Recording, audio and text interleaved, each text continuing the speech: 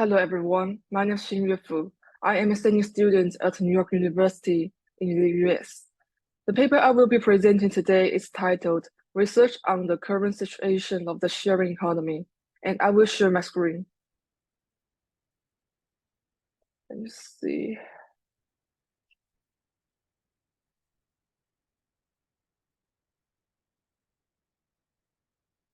Here we are.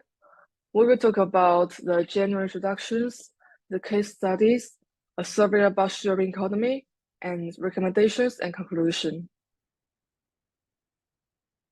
First, let's go to the general introduction.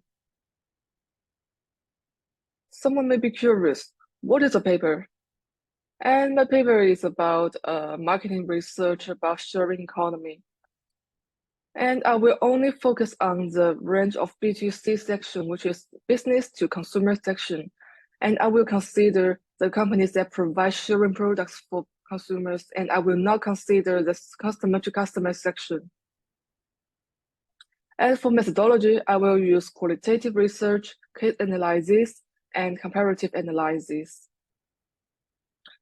So what is sharing economy? According to Richard Boltzmann, sharing economy is driven by network technologies that enable the sharing and exchange of assets from spaces to skills to cars in ways and on a scale never possible before. And it may sound a little abstract, and we can see the pictures below.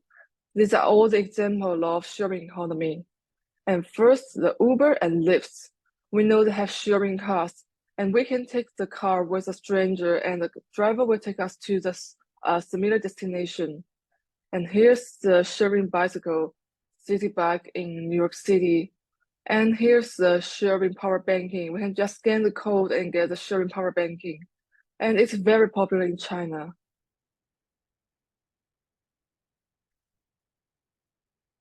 And let's talk about some cases. And I will talk about both success and limitations. So first, what leads to the emergence and popularity of sharing economy? There are mainly four factors that lead to the emergence and popularity of the sharing economy. In terms of financial factors, the sharing economy started after the financial crisis in 2008, when people experienced financial difficulties, and it became hard for people and companies to purchase items. And the emergence and growth of the sharing economy aimed at exchanging resources with each other and reducing the expenditure of buying brand new and expensive products. Besides the financial crisis, the development of science and technology also played an important role in generating the sharing economy.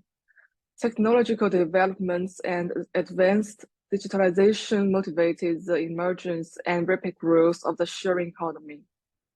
Moreover, increasing urbanization and growing environmental awareness are also decisive factors. Finally, financial motives may contribute to this development, both among consumers and among suppliers of goods or services. Based on people's needs for cheaper payments, the popularity of mobile phones and internet, growing awareness of low-carbon travel, Citibank just caught the opportunity and became one of the leading brands of the sharing economy. And Citibank, it is established in 2013 in New York City. It has more than 27,000 bikes and 1,700 separate docking stations. And let's see how it works. It's very easy. First, we can just use our phone to scan the QR code on the bike and ride it, and when we arrive at the destination, we can find the docking station and park it. And the expense will be deducted from our account. So why succeed? Here are 5 factors. The first one is density. Since New York City has a lot of people and there's always a traffic jam, so there's a large demand of bicycles. And the second one is weather. Since New York City is not too hot or too cold, the weather is suitable for us to ride a bike. And the third one is transport infrastructure. There are a lot of cycle paths in New York City, and since New York City is not a mountainous city, the road and the streets, they are suitable for us to ride a bike. And the fourth one is data gathering technology. New York City is a big city and has a lot of population. And the CEO, the creator of City Bike, they can gather the information or data or feedback from the consumer quickly, and they can use some high-tech technology to analyze it and to meet their demands. And the last one is a network effect. When a large number of people turn to use City Bike, more and more people will follow them, and then it will have a large consumers. And all in all, New York City is a really good choice to start a business. And now I will talk about some limitations. And I will divide the limitation into internal limitation and external limitation. So I will talk about the external limitation about Sidecar. I'm not sure if you have heard about that. Sidecar is a pioneer that combined online payments and the sharing costs, but it just left the market in 2015. And why? There are mainly two reasons. The first one is the competition with Uber and Lyft, and it is just beat by Uber and Lyft. And the second one is the ignorance of the consumer needs. Sidecar just blindly develop its own businesses and services, but it just ignored the consumer needs from the outside. So when consumer they are not satisfied with it, it will just leave. And the second limitation is the internal limitation, and I will give you an example of OFO, a sharing bike in China. And there are four reasons that lead to its failure. The first one is lack of regulation. It is the corruption in the executives which caused a lot of chaos. And the second one is unclear plan of running the business. And the OFO just blindly expand its business and put a lot of bikes on the road, but they just ignore the budgets, and so it just caused a deficit. The third one is the senior management issues. In the senior management of OFO, those managers or boss, they have the right of veto, so they just reject any innovation or creative ideas. And the last one is lack of bike maintenance and after-sale services. So they just put the bike everywhere without maintaining them. So after several years of the appearance of OFO, a lot of bikes are damaged or destroyed, and they just don't care about that. They just put the bike, put the bike, put the bike. So customers, they are not satisfied with that. Then I will talk about the survey that I've done about the sharing economy. It is a survey among 43 college students. Since I think college students may be the main users of the sharing economy. And we can see from the graph that there are 39.53% of them use sharing items nearly every day. And 23 of them think of sharing bikes as the most successful product in the industry, since sharing bikes makes their lives more convenient while spending less to ride a bike. And 79.7% of the interviewees found it hard to return the share products. And I will talk about it later. And there are still some limitations of this survey since I only focus on one group of the users. And maybe the result is just reflects the preference of the 43 students.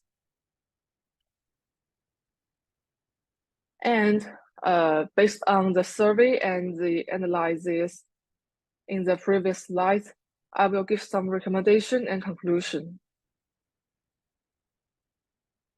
The first recommendation is that companies can reasonably set up more stations in areas with high demand.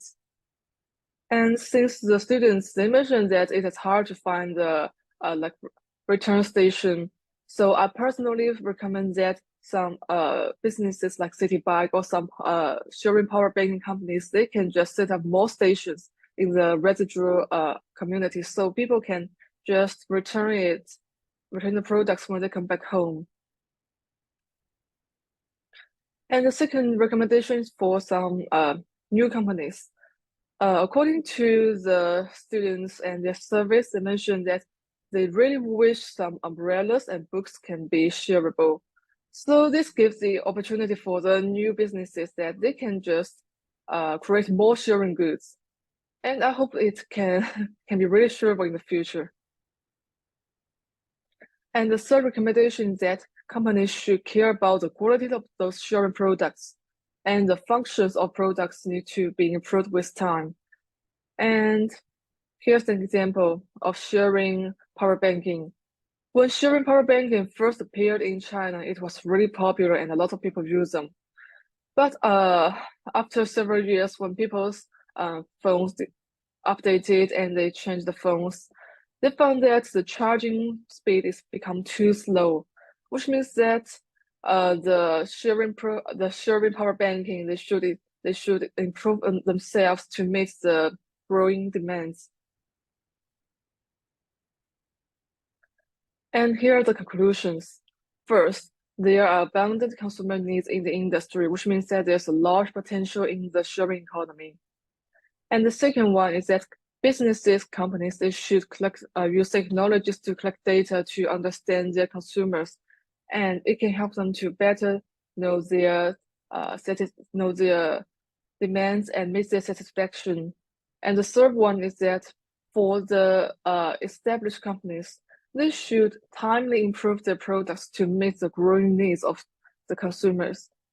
Like the sharing power banking, they should making the charging speed more quickly, or the sharing scooters, they should improve the products to make it safer or more easy to use. And the last one is that I think there will be more diverse and high quality products in the future. And maybe it can help us to have a more convenient and better life. And we can just wait and see. And here's my references.